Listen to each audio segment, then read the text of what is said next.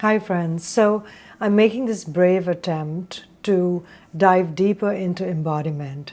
It is something that feels very native and natural to me.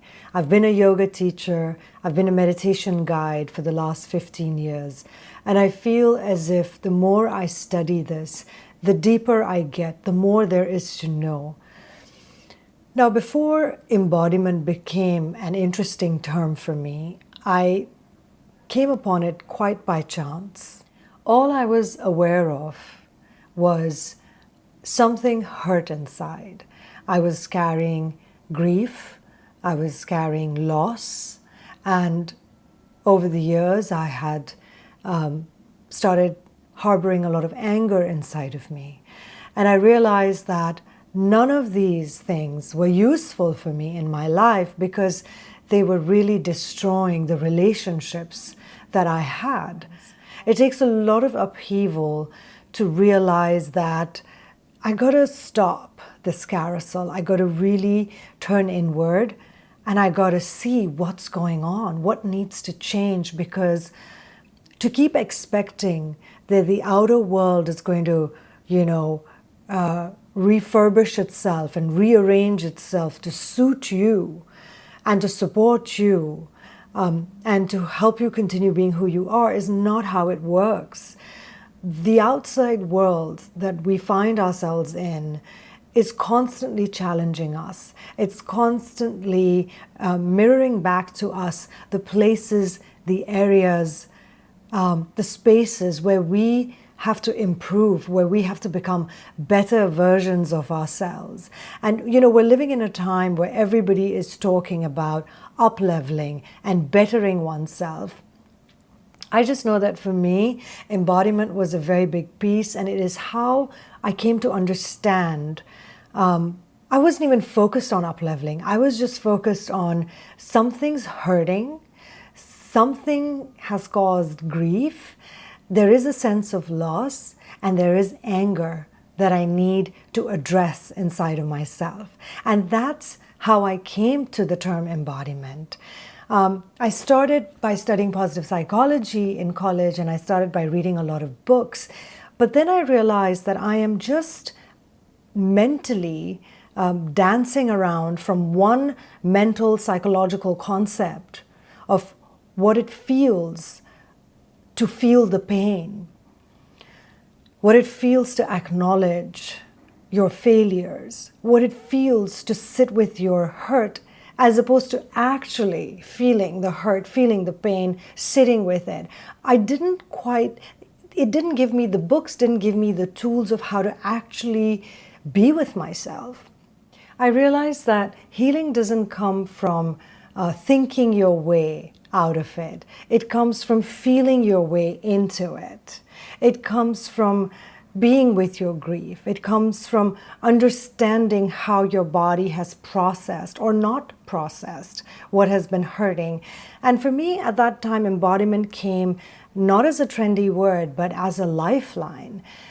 So if you're someone who is sitting with grief or holding loss or feeling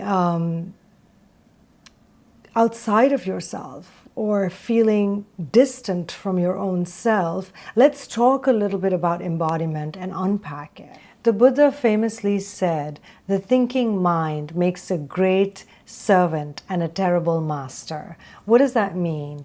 It means that the part of us that's logical, that can analyze, that can solve problems, that can run processes, is great when it's given a task. Now, the mind is absolutely essential. It's a powerful machine.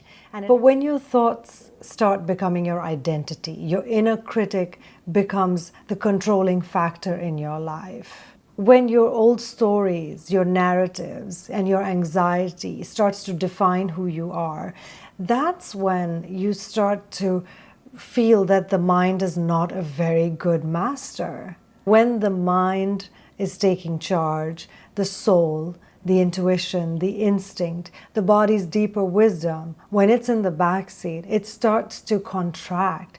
It starts to feel like you're discombobulated, that you're not quite fully aligned within, that There is a fragmentation that is happening from within you. Your decisions are not as strong.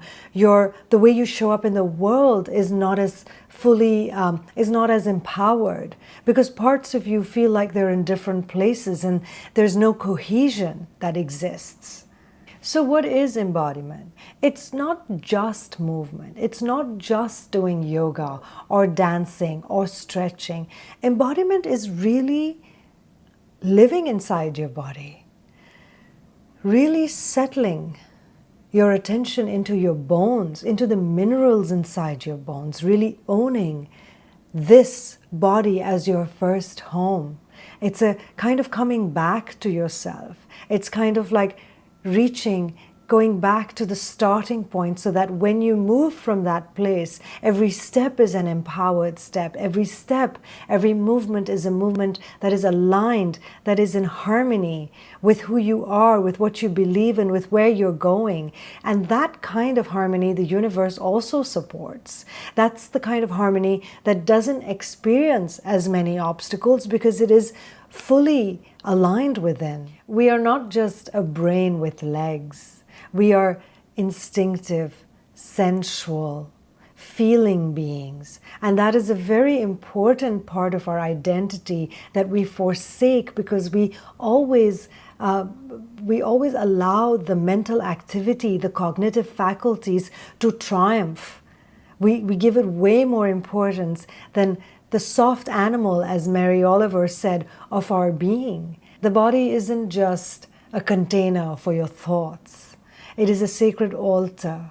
It is an oracle. It is a truth teller. And it will let you know its truths through the pains that it experiences, through the discomforts that it experiences, through those feelings where you know something you heard just doesn't sit right inside. That is your body letting you know an instinctual wisdom that is going to protect you. And we disown this powerful wisdom because we're just so much in service to the cognitive faculties. Because I can think, because I can be logical, because I can draw steps from A, B, C to D, I'm covered. But life doesn't work like that, does it? Life is so nuanced. And we're such dynamic creatures. We have these incredible minds that are powerful and beautiful, but we also have this very primordial wisdom inside our bodies that we're just not trained to access, that we're just not trained to listen to. And when they finally speak up, it's often quite late. It's often a difficult diagnosis that makes us stop everything and say, oh, I've not really been caring for myself, for my body. Maybe I should start paying attention to it. And when we return to the body, we return to nuance, we return to empathy, we return to presence. When we can really inhabit our own pain and not escape from it and not distract ourselves from it, then we can really feel the pain of our collective humanity as well. It is a reality. It is like a thread that runs through all of humanity. It is a thread that ties us all in together. Our empathy, our presence, our sense of wholeness, these are not mental concepts. They live in our nervous system. They live in our belly, in our breath, in our bones. It exists in this architecture. When we honor our own aliveness, we honor the aliveness of others. It's how we heal, it's how we remember, it's how we collectively take care of each other by taking care of where we are, our own starting point. So if you're longing to feel grounded, if you're longing to feel more of a connection with yourself, if you're longing to really feel your feelings and not think your way through them, because you recognize that that kind of shallow living is just not for you, that you didn't come to play that game. You came to go deeper. You came to understand this universe, to live this life from the inside out, because this incredible being that we are is an encyclopedia on the universe itself. So take a pause with me. Bring your hand onto your heart, the other hand onto your belly, and just draw a deep breath in. Just feel into this moment and ask yourself, ask your body, What are you feeling in this moment? Where are you at in this moment? What can I do? How can I support you? What do you need in this moment?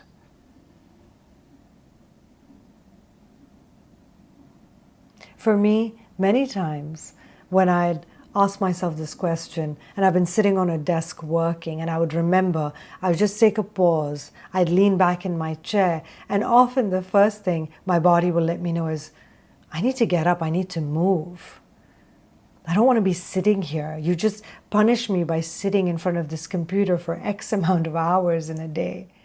Yes, we can have very rigid, times in a day that we go to the gym and we spend time at the gym, and that's great for the body. But there are times when we don't feel like going to the gym, when we don't feel like working out. And in that we'll override the needs of our body, and we'll push. This is how burnout happens. This is how anxiety takes root in the body. Because we're not slowing down, because we're not listening. We're not listening to the body saying, you know what? I know it may be a Wednesday, but I need it to be a Sunday today. Can we go a little bit slower? Can we do half the tasks that we were supposed to do? That is honoring the body. And yes, we cannot always afford that. That's not always possible. But maybe what we can do is close our day a little earlier than before. Try to sleep a little bit earlier. Try to give ourselves a little extra time to rest in bed before we wake up and we take on the next day. So for me, embodiment is really a very powerful way back to healing. It's a path of finding myself back to myself. It's a way of really feeling my life's experiences in my body. And I understand that that's not always easy. And it's not for everybody either. But for those of us that are skirting around that issue, that are dancing around the possibility of what happens if I really slow down and I let myself feel what I need to feel in this moment, and breathe with it and hold myself through it, what happens then? What alchemy occurs inside of me? Because trust me, alchemy does occur.